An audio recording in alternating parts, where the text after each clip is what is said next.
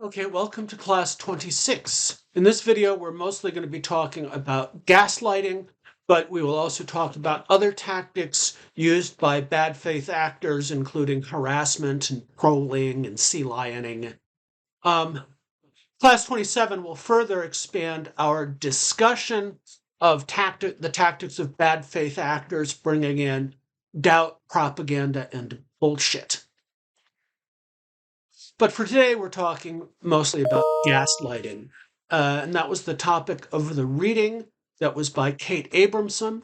Abramson's article, it's a little long, it's a little academic, but it does a great job, I think, of outlining the core meaning of gaslighting.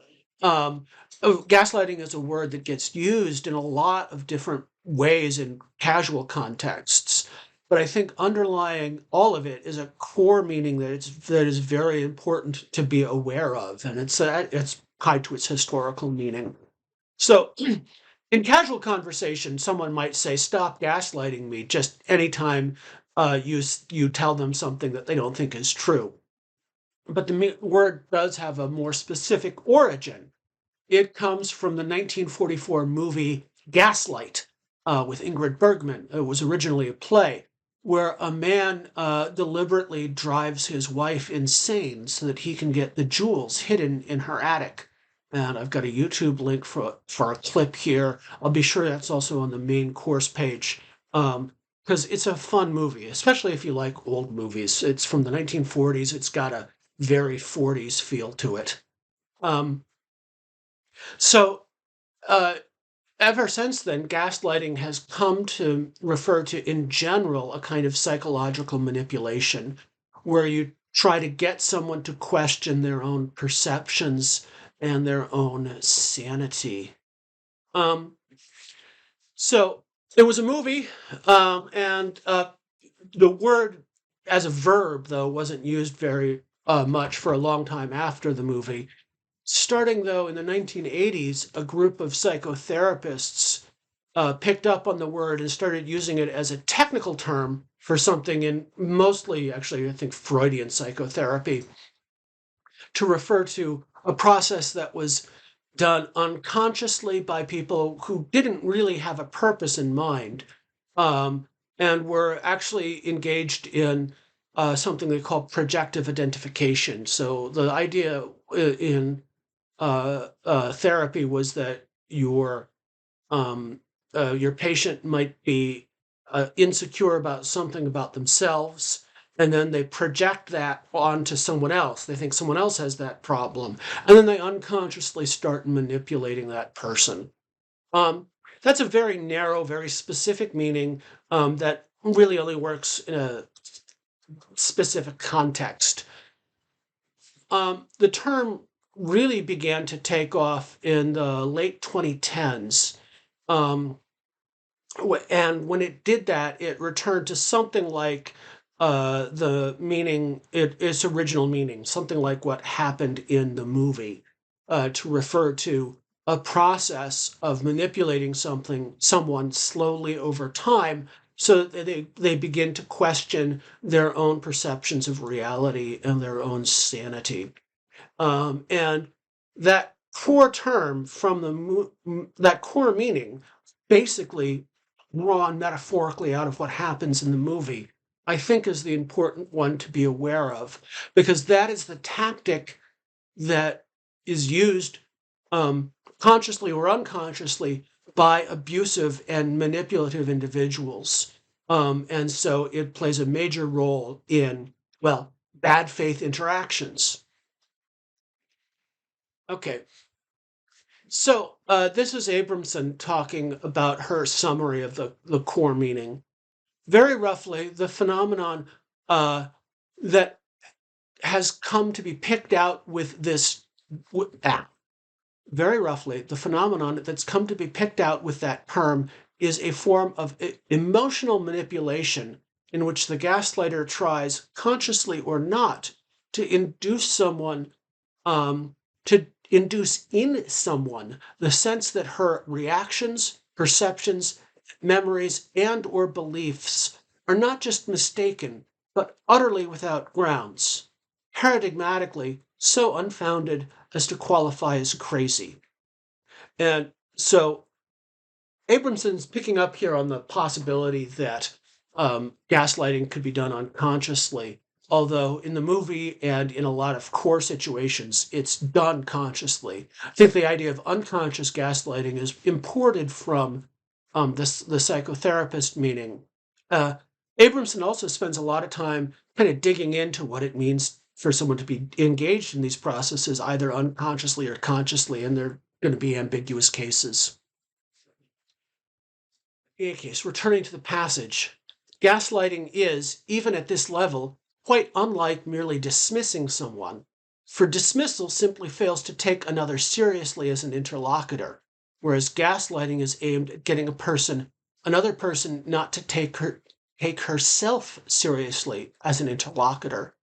So the core idea of gaslighting here isn't just lying or dismissing or blowing someone off.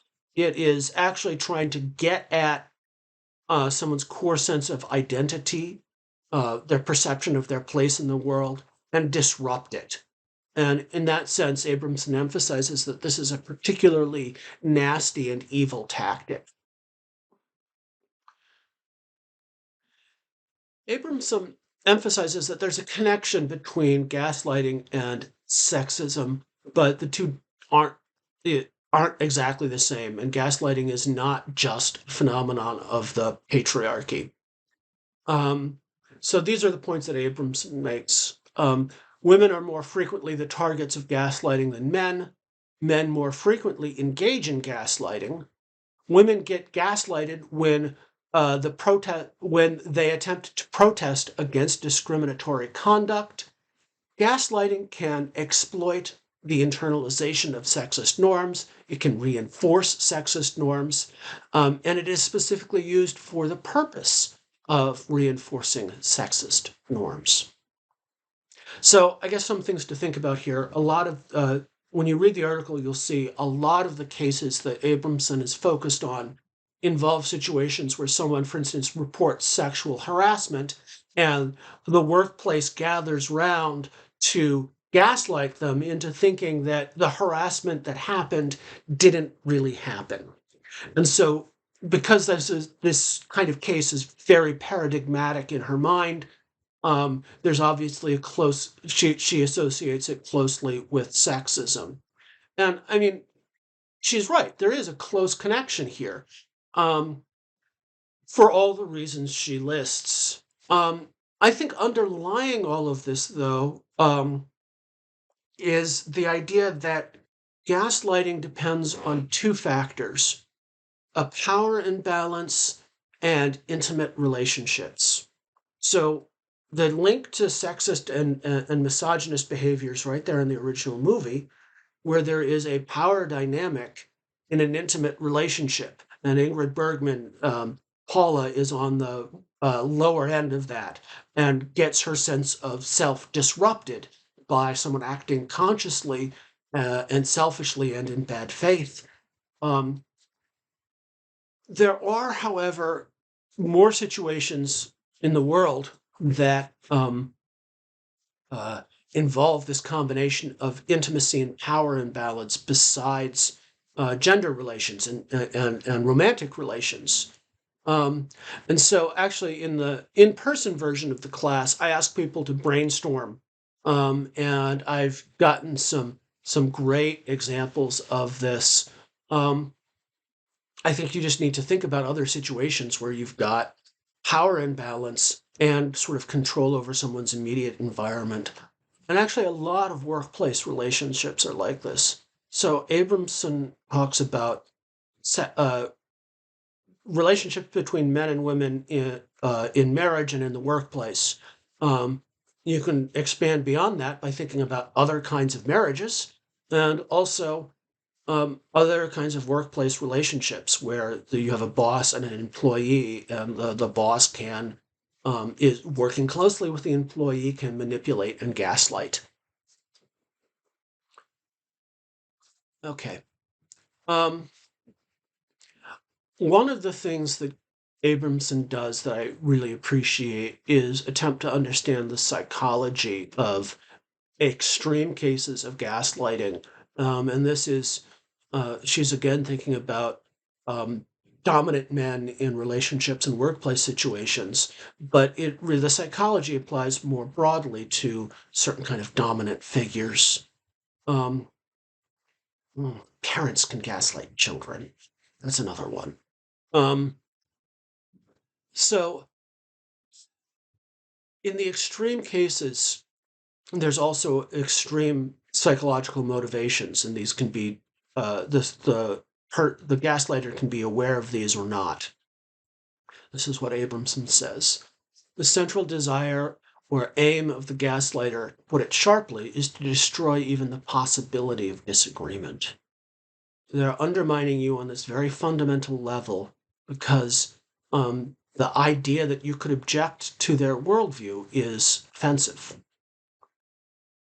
Returning to the passage. So he gaslights, he aims to destroy the possibility of disagreement by so radically undermining another person that she has nowhere left to stand from which to disagree, no standpoint from which her words might constitute genuine disagreement. You undermine someone's sense of self, and they no longer view themselves as the kind of person who can even object. So, in standard form, this is Abramson on the gaslighter's motives. Gaslighting destroys the target's sense of self. That's premise one. That's sort of definitional to the core meaning of gaslighting. But actually, if the gaslighter merely wanted to maintain power, less extreme tactics would be enough. This gets to Abramson talking about contrasting gaslighting with simply dismissing someone's ideas, because gaslighting goes farther than just dismissing someone. Therefore, the gaslighter has motivations beyond simply maintaining their own power. So that's the first argument. The extreme cases of gaslighting require motivations more extreme than simply maintaining power. Second argument, if the gaslighter needed to extinguish even the chance of being contradicted, that would explain their behavior. There's no better explanation available, so the gaslighter wants to extinguish even the possibility of being contradicted. This is a style of argument that we call inference to the best explanation. And in classes where I extend the part of this class where we just talk about common argument forms, I talk about this in detail, but we didn't really do that this semester. Nevertheless, essentially these two arguments work together. One poses a problem and the other provides an explanation for the problem. And the bottom line is a hypothesis. It's an inductive argument. So we're a little bit unsure of the conclusion, but a hypothesis about the motivations of gaslighters in extreme circumstances. And this hypothesis is further backed up by the clinical literature, particularly people who work with people in abusive relations, people who've lived through abusive relationships. One clinical psychologist who works and writes on the subject put it this way: gaslighter can't tolerate the slightest challenge to the way he sees things. However he decides to explain the world to himself, that's how you must see it, or leave him prey to unbearable anxiety. So this is part of the projective identification thing. In the psychological hypothesis, the person is projecting anxiety onto someone else, or they're responding to the anxiety they feel by projecting something onto someone else. And that carries over here. The need for control is the product of deep anxiety. And so in general, there's sort of insight into totalitarian mindsets here, right? There's an overlap with this kind of abusive personality and totalitarian personalities, and totalitarian politics. Abramson continues, furthermore, the characteristic aim of gaslighting is interpersonal in the sense that it is a need gaslighters have of and directed towards particular persons. They need to have this level of control. Again, these are not the guys who roll their eyes and walk away when a woman points out that something is sexist. You're not just dismissing someone's claim of discrimination. These are the guys who turn to that woman, insist that she's crazy, and insist that she assent in some way to the proposition that she's crazy. You have to admit that I'm right. They don't just need the world to appear to themselves to be a certain way. They need you, the target, to see it that way. But you don't. So the possibility of dissent must be undermined. So bottom line, gaslighting is a tactic of emotional abusers. And it comes up in all sorts of contexts. It is a tactic that happens with bad faith actors. It is a tactic that happens within echo chambers and other cases where you've got in-group epistemic distortion, right? So it's very important to understand this for understanding social epistemology and the ways in which our social relationships can interfere with our ability to be critical thinkers. All right, I just want to throw in a couple other terms here that are related to gaslighting in that they are tactics of bad faith actors. So if you spend any time on the internet, you encounter the word trolling. And it has a general meaning. Anytime you try and provoke someone into an unproductive argument, it gets called trolling. I feel like for a long time, trolling had a fairly light-hearted meaning. Like you could troll someone in jest, and people would recognize that. Um, I I feel like the meaning has come to shift to only refer to extremely abusive examples of trolling. And I think the marker of the shift was the Gamergate scandal. We don't have to, we can't go into the details of this, but this was a campaign of online harassment against women journalists covering the gaming industry. And it was deeply abusive behavior. And after that, I think the term trolling has focused more narrowly just on abusive behavior rather than joking behavior. But even originally, I think it had a narrow meaning that was not just about an attempt to provoke an unproductive argument, but to undermine a community. So the narrow meaning is to attempt to undermine a community by provoking argument while pretending to be a member of that community. And in the early aughts, a philosopher named Rachel Barney wrote an article called On Trolling, and she said it was actually from the ancient philosopher Aristotle, and then what she produced was kind of a pitch-perfect parody of the style of this ancient philosopher Aristotle. And although you probably won't get it because you don't know the history, it's funny, trust me. But it's also insightful. So she says, well, then, the troll, in the proper sense, is one who speaks to a community and as being part of the community, only he is not part of it, but opposed. Translated out of Aristotle's antiquated style. It's someone posing as a member of your community and trying to undermine it. And the community has some good in common, and this the troll must know. And what things promote and destroy it, for he seeks to destroy your community. And this could be like an online community. It used to be in the early aughts, it was blogs, but it could be any, Discord servers or whatever. And the troller is trying to undermine the community by pretending to be a member and then promoting disagreement that works directly against it. Related to the phenomenon of gaslighting is specifically the phenomenon of concern trolling. And this is actually one of the things that gaslighters also do. Gaslighters undermine your sense of sanity while pretending to be concerned for your sanity, right? So they are pretending to be concerned for your welfare the whole time they're actually undermining it. Concern trolling is a related tactic, and it's not just limited to the internet. It's not just limited to abusive relations. This is actually something you see all over the place. We can just define it as to troll someone while pretending to be concerned for their welfare.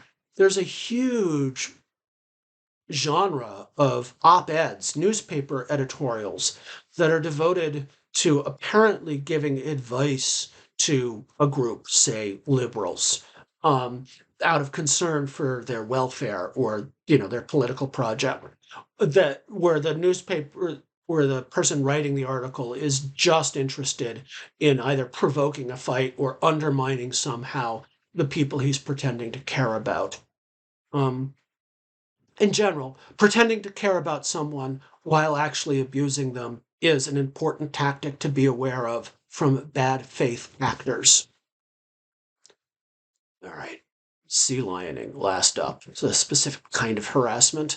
And if you spend time online, you may have encountered it. I think it's an excellent observation.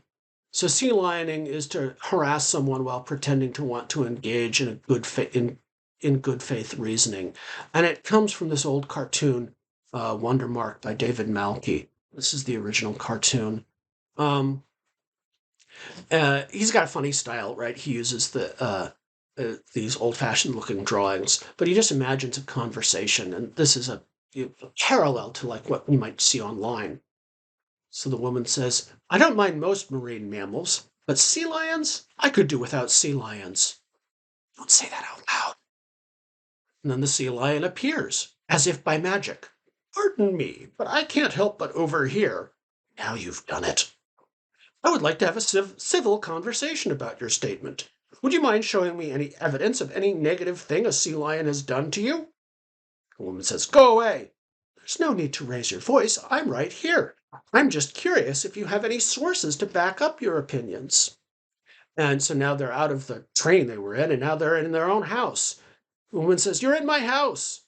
You made a statement in public for all to hear. If you are unable to defend, are you unable to defend the statements you make, or simply unwilling to have a reasoned discussion?" See, actually, I think a sea lion is a great animal to picture this, because you see those videos of sea lions when they come up on land and they're sort of awkward and they just sort of flop at you. And so in this case, the sea lion is kind of flopping at you and saying, "Please engage me in a reasoned conversation." But actually, he's harassing them. He's come into their home. He's up in their breakfast. Well, "I told you, dude, sea lions. I have been unfeelingly polite, and you two have been nothing but rude. I am trying to eat breakfast." "Very well. We shall resume in an hour." Again, because this is a tactic for harassment, it has to happen over a long period of time. Harassment, by the way it functions, has to occur periodically over periods of time. All right. So what we looked at today was some tactics of bad faith actors that involve serious harm, emotional manipulation, gaslighting, undermining people's sense of self, concern trolling, and sea lioning. And then last class on this section in social epistemology, we will look at similar things that happen on a bigger scale, like propaganda campaigns, and campaigns designed to sow doubt and to spread bullshit.